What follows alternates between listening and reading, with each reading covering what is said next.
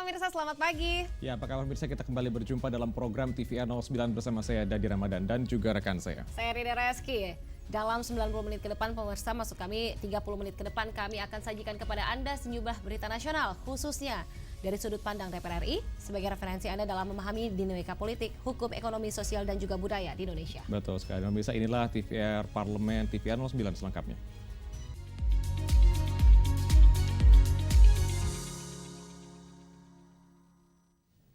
Kita awali TVR 09 dengan berita dari Komisi 10 DPR RI yang apresiasi pelaksanaan program prioritas pemerintah di sektor pendidikan yang menunjukkan komitmen pemerintah dalam memperluas akses pendidikan bagi seluruh anak bangsa. Komisi 10 DPR RI mengapresiasi pelaksanaan program prioritas pemerintah di sektor pendidikan. Program yang dinilai berfokus pada peningkatan kualitas sumber daya manusia tersebut telah menunjukkan komitmen pemerintah dalam memperluas akses pendidikan bagi seluruh anak bangsa. Dalam kunjungan kerja spesifik ke Balai Guru Penggerak Provinsi Kalimantan Selatan, Wakil Ketua Komisi 10 DPR RI Himatul Aliyah mengapresiasi kinerja Kementerian Pendidikan Dasar dan Menengah yang dianggap telah menjalankan prinsip no one left behind melalui berbagai inisiatif pendidikan. Beragam program tersebut dinilai efektif menjangkau masyarakat, khususnya di wilayah yang selama ini terbatas aksesnya. Kami menilai apa yang sudah dilakukan oleh pemerintah, kami apresiasi terutama bagaimana no one left behind, semua anak bangsa itu harus mendapatkan pendidikan. Misalnya saja ada sekolah rakyat, ada sekolah unggulan dan lain sebagainya untuk merangkul mereka-mereka yang mungkin selama ini tidak bisa mendapatkan akses pendidikan yang baik.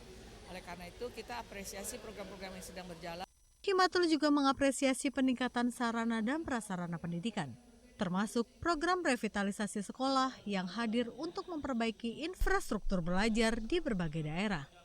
Ia menegaskan, Komisi 10 DPR RI akan terus mengawal implementasi program prioritas tersebut. Secara nasional, revitalisasi sekolah telah menyentuh lebih dari 16.000 sekolah hingga Oktober 2025. Menunjukkan keseriusan pemerintah dalam menyediakan fasilitas pendidikan yang layak bagi seluruh peserta didik. Dari Kalimantan Selatan, Halim Amrullah, TVR Parlemen melaporkan. Komisi 3 DPR RI tegaskan pentingnya penguatan pengawasan etik dan juga teknis yudisial seiring disetujuinya 7 calon anggota Komisi Yudisial masa jabatan 2025 hingga 2030 setelah menjalani uji kelayakan dan juga kepatutan selama 2 hari. Komisi 3 DPR RI menegaskan pentingnya penguatan pengawasan etik dan teknis yudisial. Seiring disetujuinya 7 calon anggota Komisi Yudisial masa jabatan 2025-2030 setelah menjalani uji kelayakan dan kepatutan selama 2 hari. Proses fit and proper test tersebut menjadi tahapan penting untuk memastikan figur yang memiliki integritas, kapasitas, dan komitmen dalam mendorong reformasi pengawasan hakim di Indonesia.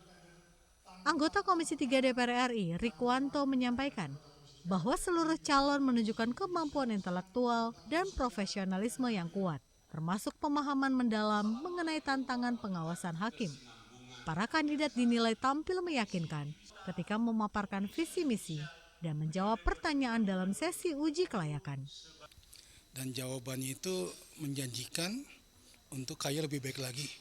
Dan memang mereka kelihatan sangat intelektual ya, profesional dan menguasai permasalahan. Mereka menunjukkan bahwasanya nanti kalau mereka terpilih akan menjadi anggota KAY yang reformatif, artinya membangun KAY yang lebih baik lagi dalam kaitan dalam pengawasan hakim ya, untuk juga menyerap aspirasi masyarakat dan untuk kebaikan dalam rangka penegakan hukum di Indonesia. Rikwanto juga menegaskan bahwa ketujuh calon tersebut dinilai mampu membawa semangat pembenahan di tubuh Komisi Yudisial, khususnya dalam memperkuat aspek pengawasan etik yang berkaitan erat dengan teknis yudisial. Bari Ramadana, TVR Parlemen melaporkan. Pemirsa, berbagai bencana alam yang terjadi akhir-akhir ini disebabkan oleh cuaca ekstrim yang melanda sejumlah daerah di tanah air. Dan informasi selengkapnya tentunya kami hadirkan usai jeda. Tetaplah di TVR 09.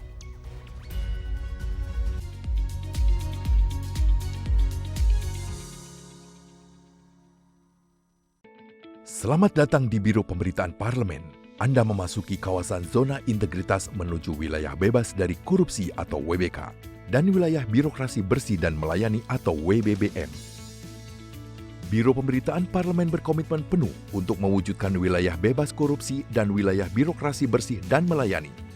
Komitmen kami, pejabat dan jajaran memiliki komitmen tinggi untuk mewujudkan WBK dan WBBM melalui reformasi birokrasi, khususnya dalam hal pencegahan korupsi dan peningkatan kualitas pelayanan publik. Kedua, bebas dari korupsi dengan terwujudnya wilayah bebas korupsi atau WBK, yang artinya bebas dari KKN, gratifikasi dan dari segala bentuk pungutan liar atau pungli.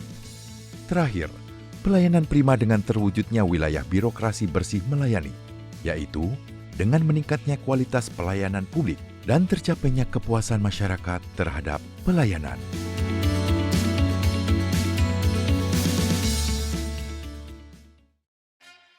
Yuk kita kenalan dengan anggota DPR RI periode tahun ini.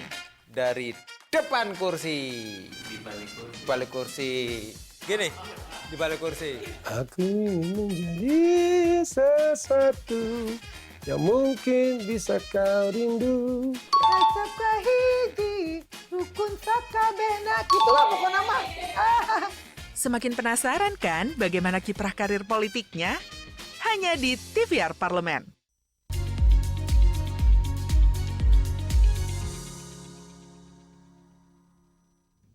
Kita kembali di TVR 09. Pemirsa, anggota Komisi 5 DPR RI Haryanto menyoroti lambatnya penyebaran informasi dan peringatan dini cuaca ekstrim dari Badan Meteorologi, Klimatologi, dan Geofisika kepada masyarakat. Berbagai bencana alam yang terjadi akhir-akhir ini disebabkan oleh cuaca ekstrim yang melanda sejumlah daerah di tanah air. Anggota Komisi 5 DPR RI Haryanto menyoroti masih lambatnya penyebaran informasi dan peringatan dini cuaca ekstrim dari Badan Meteorologi, Klimatologi, dan Geofisika kepada masyarakat. Haryanto menilai program Sekolah Lapang BMKG mampu meningkatkan pengetahuan dan kewaspadaan masyarakat tentang fenomena cuaca ekstrim. Dengan begitu, masyarakat tidak perlu bergantung pada informasi BMKG yang kerap terlambat. Namun, program ini belum berjalan optimal karena cakupan dan jumlah pesertanya masih sangat terbatas. Karenanya, ia meminta BMKG memperluas cakupan wilayah dan volume peserta sekolah lapang di tahun depan. Jadi kalau jumlahnya itu kan yang ada itu sekolah lapang tadi disinggung oleh teman kami ini, Pak Hanan, itu juga hanya 30 orang. Ya, itu saja hanya terbatas waktu. Oleh karena itu ke depan ini ya tadi yang saya melihat di 2026 itu dialokasikan pun itu jumlah volumenya terbatas. Kemudian juga direncanakan pada anggaran yang backlog. Nah, itu. Lebih lanjut, Haryanto menegaskan penguatan kapasitas sumber daya manusia dan perluasan jaringan informasi di tingkat daerah merupakan hal krusial agar masyarakat lebih tanggap dalam menghadapi cuaca ekstrim. Ia meminta BMKG, pemerintah daerah, dan lembaga terkait bersinergi dalam mempercepat informasi kebencanaan kepada masyarakat untuk menekan potensi kerugian akibat cuaca ekstrim. Tegar Aziz, TVR Parlemen melaporkan. Pemirsa, terkait rencana pemerintah menyederhanakan nilai mata uang atau redenominasi rupiah. Di sini Ketua Komisi 11 DPR RI yaitu Muhammad Misbakun meminta pemerintah dan juga seluruh stakeholder melakukan persiapan matang. Karena kebijakan ini dapat menjadi langkah strategis dalam memperkuat pertumbuhan ekonomi nasional dan juga meningkatkan martabat bangsa Indonesia di mata dunia. Menanggapi rencana pemerintah menyederhanakan nilai mata uang atau redenominasi rupiah, Ketua Komisi 11 DPR RI Muhammad Misbakun meminta pemerintah dan seluruh stakeholders melakukan persiapan matang. Pasalnya, kebijakan ini dapat menjadi langkah strategis untuk memperkuat pertumbuhan ekonomi nasional dan meningkatkan martabat bangsa Indonesia di mata dunia.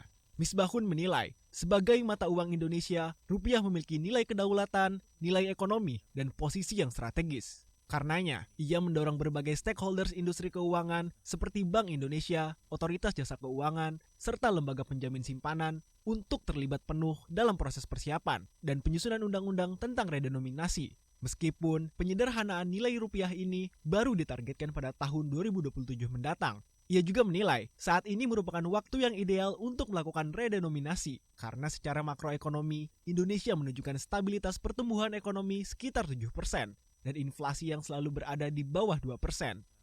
Karena bagaimanapun juga setelah Indonesia menjadi BRIC dan sebagainya, perlu Indonesia itu memperkuat posisi Indonesia sebagai negara besar yang menjadi salah satu kekuatan ekonomi dan mempunyai kekuatan yang gagah dari sisi mata uang, dari sisi kedaulatan dan sebagainya. Nah, itu menurut saya simbol-simbol seperti itu perlu diberikan penguatan dan diputuskan secara politik. Meski begitu, Misbahun meminta pemerintah melakukan kajian dan analisis komprehensif terhadap rencana redenominasi tersebut, karena nantinya proses transisi redenominasi relatif panjang, mulai dari tahapan sosialisasi, tahapan transisi, hingga tahap penggunaan penuh mata uang yang sudah disederhanakan. Ferdian dan Hilman, TVR Parlemen melaporkan. Pemirsa, terkait reformasi di tubuh Kepolisian Republik Indonesia yang kembali menjadi sorotan utama masyarakat, anggota Komisi 3 DPR RI Iwayan Sudirta tekankan bahwa seluruh proses reformasi Polri harus transparan dan terbuka bahkan sejak proses perekrutan SDM atau personel kepolisian. Reformasi di tubuh Kepolisian Republik Indonesia kembali menjadi sorotan utama masyarakat. Anggota Komisi 3 DPR RI Iwayan Sudirta menekankan seluruh proses reformasi Polri harus transparan dan terbuka, bahkan sejak proses perekrutan sumber daya manusia atau personal kepolisian. Iwayan Sudirta berharap transformasi besar Polri bukan hanya slogan, melainkan harus diimplementasikan dalam setiap tugas kepolisian. Menurutnya, pembenahan di tubuh Polri perlu dimulai dari perbaikan pola rekrutmen, karena penerimaan yang terbuka dipercaya dapat menghasilkan personel yang bersahabat dengan masyarakat, solutif, dapat dipercaya, dan humanis. Menurutnya, kinerja Kapolres Karangasem dalam menyelesaikan kasus desa adat di Bali dapat menjadi contoh bagaimana Polri mengedepankan nilai humanis dan kolaboratif. Nah, semua itu bisa dilakukan ketika SDM Polri dibenahi dari awal. Dari mana? SDM harus dibenahi sejak rekrutmen. SDM Polri harus dibenahi dengan cara membuat kurikulum pendidikan yang baik. SDM Kapolri bisa dikontrol dan diharapkan hasil baik kalau penempatan personil itu tepat guna. The right man in the right place. Lebih lanjut, Iwayan menilai pembenahan SDM menjadi kunci utama dalam mewujudkan reformasi kultur dan struktur kepolisian. Seleksi yang ketat, kurikulum pendidikan yang baik, serta penempatan personel yang tepat dipercaya dapat melahirkan polisi yang bersih, berkualitas, dan kredibel. Ia berharap reformasi Polri tidak sekadar memperbaiki sistem, tapi juga membangun kembali kepercayaan masyarakat. Hilman Hidayat, TVR Parlemen melaporkan. DPR RI menegaskan bahwa penguatan lembaga pangan yang lebih terkonsolidasi menjadi kunci untuk memastikan ketahanan pangan nasional yang stabil dan juga berkelanjutan. Informasi selengkapnya akan kami hadirkan saat lagi. Tetaplah bersama kami di TVR 09.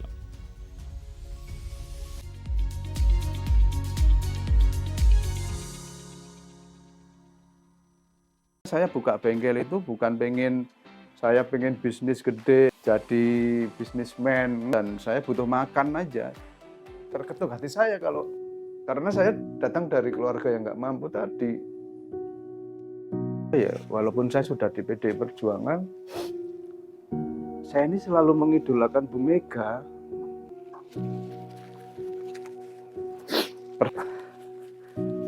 Juga nggak kuat ya. Itu sehari saya jalan kaki kira-kira minimal 30 kilo atau 28 kilo. Ya saya melakukan itu ya selain nadar, saya membuktikan yang nadar saya. Akhirnya sampai di Boyolali 20 hari. Nah ini adalah kesenian Jawa yang sering Bapak tonton. Wayang. Betul. Bapak boleh ambil salah satu, silahkan. Oke, boleh dibaca Pak? Nyanyi satu bait lagu. Aku bali Boyolali, senajan wis mrana mrene, ati trenyo akeh dulur sing ngangeni.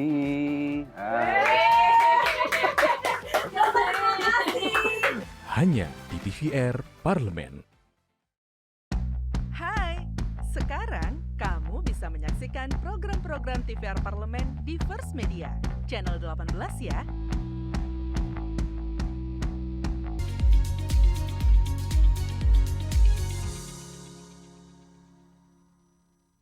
Kembali di TVR 09. Pemirsa, tata kelola pangan harus dibangun dengan koordinasi yang solid antar lembaga, mulai dari hulu hingga hilir, agar distribusi berjalan lancar, produksi terjaga dan juga harga tetap stabil bagi masyarakat. Dan momentum ini dipandang penting untuk memperkuat sistem pangan nasional sekaligus memastikan setiap kebijakan benar-benar berpihak pada petani, pelaku usaha, dan konsumen di seluruh Indonesia. Simak liputan mendalam yang telah dikemas tim redaksi TVR Parlemen dalam segmen Editorial Parlemen berikut ini.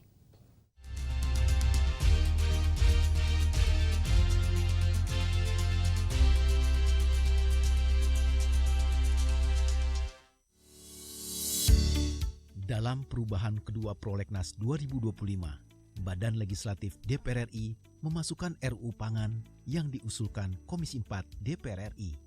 Perubahan ketiga atas RUU Pangan dinilai memiliki peran penting dalam menjamin kedaulatan pangan, sesuai dengan semangat pemerintah untuk mewujudkan swasembada pangan nasional.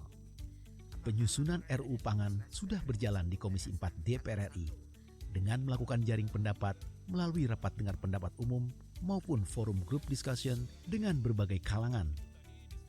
Kepada Komisi 4 DPR RI, Serikat Petani Indonesia menyampaikan RUU Pangan harus berdasarkan prinsip kedaulatan pangan dengan mengakui petani produsen pangan skala kecil lainnya sebagai produsen pangan utama, memasukkan reforma agraria sebagai pilar sistem pangan, memastikan harga yang adil dan melindungi pasar domestik, membentuk lembaga pangan nasional yang demokratis dan inklusif, serta mengarahkan sistem pangan berbasis agroekologi. Komisi 4 DPR RI memandang perlu adanya penataan ulang sistem pangan agar lebih efektif, terintegrasi, dan mampu menjawab tantangan kedaulatan pangan di tengah jumlah penduduk Indonesia yang terus bertambah. Penguatan lembaga pangan seperti rekomendasi SPI memang penting untuk memastikan produksi, pengelolaan pasokan, pengaturan harga, dan distribusi pangan lebih terarah dan terkonsolidasi. Selama ini, peran Bulog masih lemah akibat tumpang tindih kewenangan antar lembaga pangan. Sementara, Badan Pangan Nasional belum menunjukkan peran besar terhadap distribusi pangan. Struktur kelembagaan yang mengatur pangan perlu dirampingkan.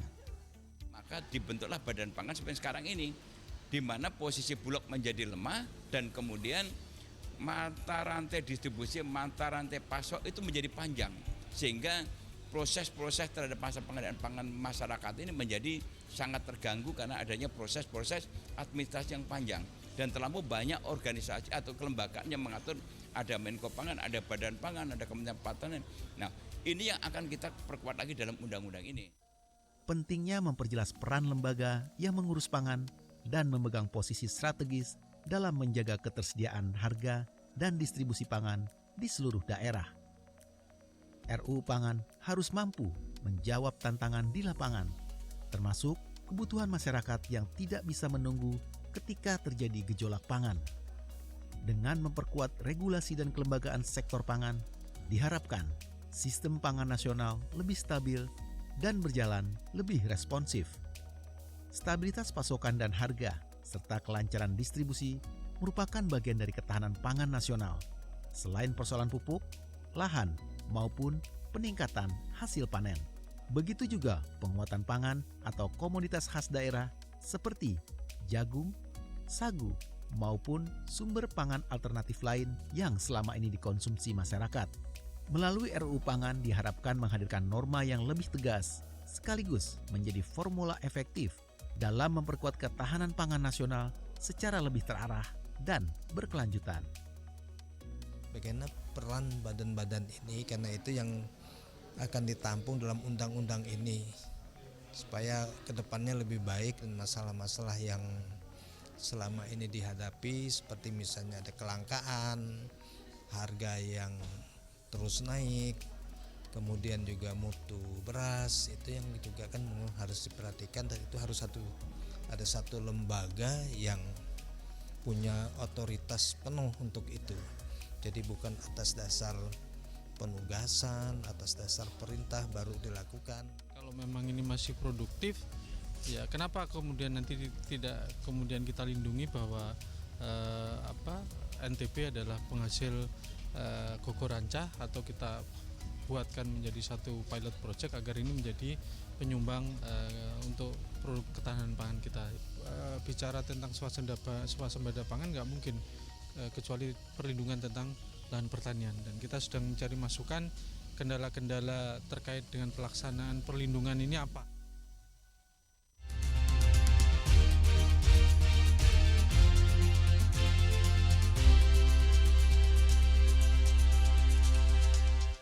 Pemirsa dan juga ini kalau kita ngomongin ini jalan pagi, ini kegiatan yang sehat, kegiatan yang sederhana tapi memiliki manfaat yang banyak untuk pikiran dan juga tubuh kita ini.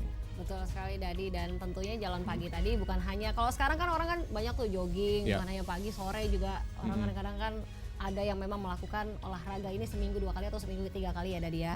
Dan di sini kegiatan ini tak hanya membantu menjaga kebugaran tapi juga dapat membuat hari kita lebih segar, tenang dan juga produktif. Betul sekali, dan lalu apa saja alasan yang membuat jalan pagi dapat mengubah mood menjadi lebih baik? Kami akan hadirkan informasinya sesaat lagi. Tetaplah bersama kami di TVR 09.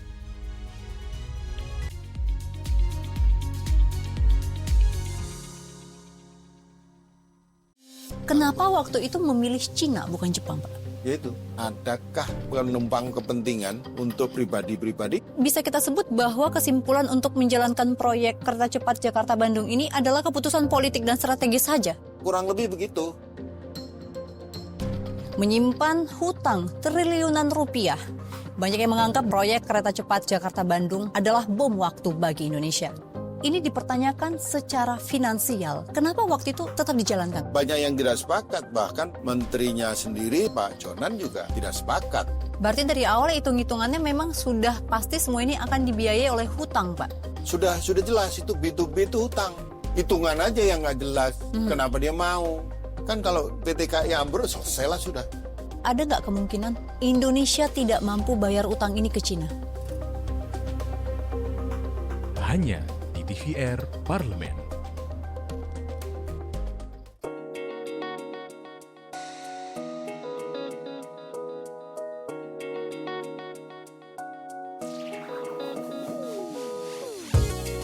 Kehadiran mereka tidak hanya mewakili suara perempuan, tetapi juga membawa perspektif yang beragam serta pengalaman hidup yang unik ke dalam proses pembuatan kebijakan. Saksikan Perempuan Parlemen hanya di TVR Parlemen.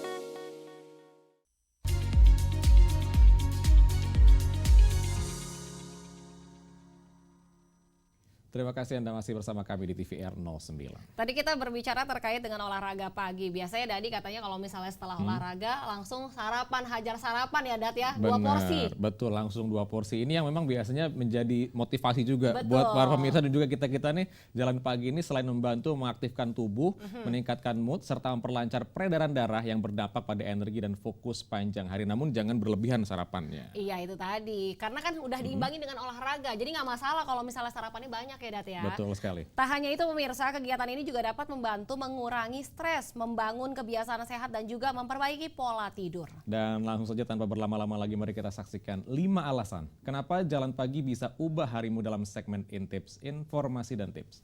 Berikut ini.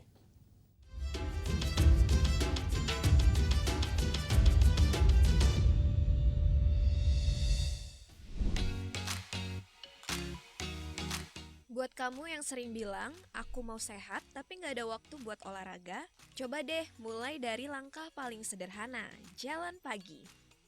Ya, jalan pagi kegiatan yang sering dianggap receh ini ternyata punya segudang manfaat buat tubuh dan pikiran. Banyak penelitian ilmiah sudah menunjukkan bahwasannya cuma dengan berjalan ringan di pagi hari, tubuh kita menjadi lebih sehat, lebih fokus, dan lebih bahagia. Jadi, Intips kali ini akan membahas 5 manfaat jalan kaki di pagi hari yang mungkin selama ini kamu anggap sepele, padahal efeknya dahsyat.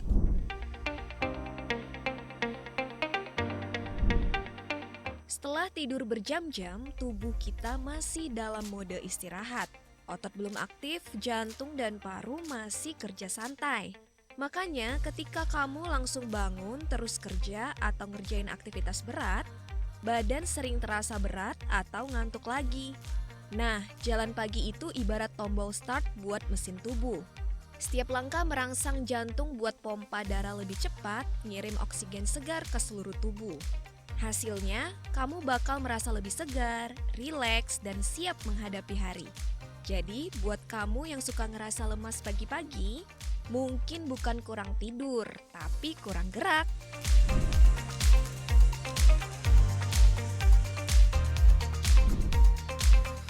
Tahu nggak, dalam satu sesi jalan pagi 30 menit, tubuh kamu melepas endorfin, hormon yang bisa meningkatkan rasa senang dan mengurangi stres. Itu kenapa banyak orang bilang setelah jalan pagi, badan rasanya enteng banget dan mood jadi bagus sepanjang hari. Penelitian dari Harvard Health juga menunjukkan bahwa aktivitas ringan di pagi hari meningkatkan aliran darah ke otak yang berarti fokus dan konsentrasi juga ikut naik. Jadi buat kamu yang banyak deadline atau harus kerja pagi-pagi, jangan cuma ngandelin kopi ya. Coba langkahin kaki dulu keluar rumah. Siapa tahu inspirasi dan semangatmu muncul bareng sinar matahari pagi.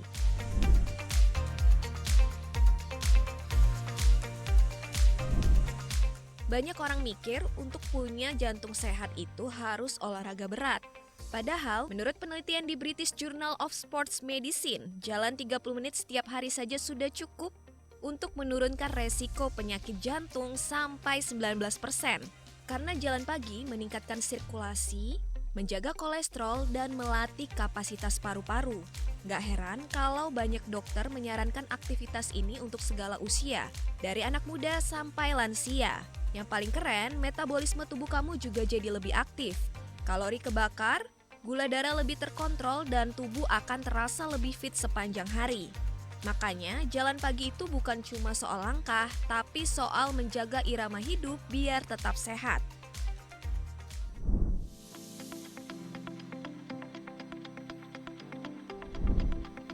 Pernafasan dalam, langkah yang teratur, angin sejuk pagi, itu semua kombinasi sempurna untuk mengurangi stres. Banyak penelitian menunjukkan jalan di alam terbuka, entah itu di taman, pinggir jalan yang hijau, atau dekat pantai, dapat menurunkan kadar kortisol dalam darah. Hormon ini adalah penyebab utama tubuh mudah tegang dan capek. Jadi, kalau kamu lagi penuh tekanan atau banyak pikiran, daripada nongkrong di kafe sambil overthinking, coba deh jalan sendiri pagi-pagi.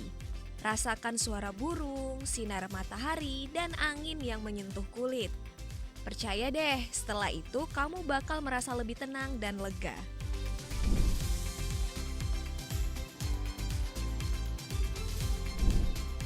Kedengarannya aneh ya, aktivitas pagi tapi pengaruhnya kerasa sampai malam. Ternyata itu benar.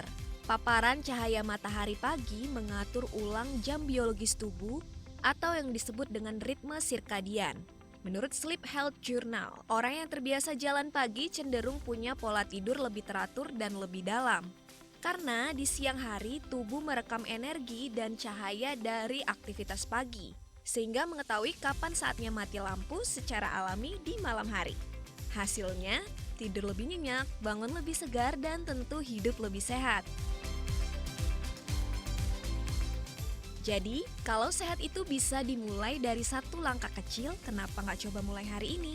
Nggak perlu lari maraton, nggak perlu alat mahal, cukup keluar, hirup udara pagi, dan langkahin kakimu perlahan. Karena setiap langkah kecil punya makna besar buat tubuh dan juga pikiranmu. Yuk bangkit lebih pagi besok dan rasakan sendiri bedanya.